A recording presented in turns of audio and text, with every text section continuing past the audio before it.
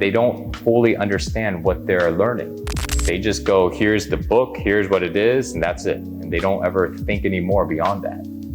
But for me, I always had this interest of diving in and going like, why is that the way? You say, do it this way, and this will happen. Why? How? And if this is true, then that means if somebody else says something different, and that's true also, then where is the connection between the two?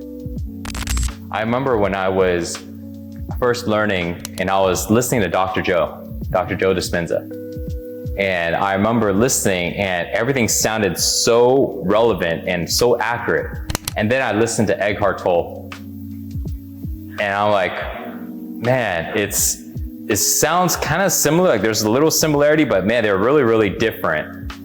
And then I listened to Autobiography Yogi, Paramahansa Yogananda.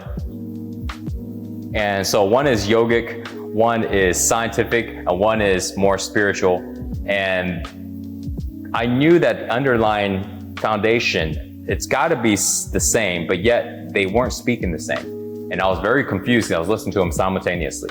But I wanted to try to find the pinpoint. And also the person that I was dating at the time was a Christian. And so then she and her family would tell me about Jesus said this. And I'm like, okay, so now I have 4 very different perspectives. And I was looking for the similarity. And it took me years to find it. But I kept looking. And eventually I started to find the similarity that they were all pointing to. And that was during the time that I started to build this. Because I started realizing what people are actually trying to accomplish. And now it's like, it all makes sense, but it took many years. So now it's like for anybody that is actually interested in learning, they're gonna run into a lot of these questions. Like a doctor will go, oh, you need your chemicals are off in your body, your hormones are off, your dopamine is too low, or you have too much cortisol. So what you have is a chemical problem.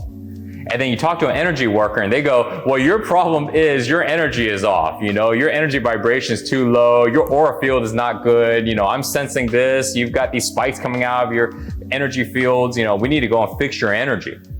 And then a psychologist goes, your mind is off. It's all about your mind. You need to let go of childhood traumas that's stuck in here. And then a trainer will go, it's just because you're unhealthy. You need to get off your butt, you need to start moving your body, you need to go ahead and the thing is, and then a dietitian, here's one more, a dietitian go, it's the foods. Your body's too acidic. You need to eat more alkaline foods. You need to go on a fast. We need to go ahead and clear those things out. And who's right? All of them are right. But why? It's because they're all simultaneously talking about one body that has all these different parts. And when we change one thing, it influences the other. But if we're just looking at that one part and we don't look at the others, then we go, it's only this, but it's only this, it's only this. But in reality, if we change this, all these change. If we change this, all these change. If we change the chemical, everything else changes. The energy changes, our mobility changes, our body changes. We start to want to eat different things automatically. We don't have to try. Automatically, we start to crave different things if we just change the chemicals in the body. Or if we start to move the body, suddenly our psychology changes and suddenly our energy changes and vice versa, every one of them. But it took me years to go ahead and discover this, and not just through reading. I wish there was more information that would explain all this in that way. And I'm sure there is, but they're probably in very thick books. And honestly, I'm not much of a reader. I learned it through experience.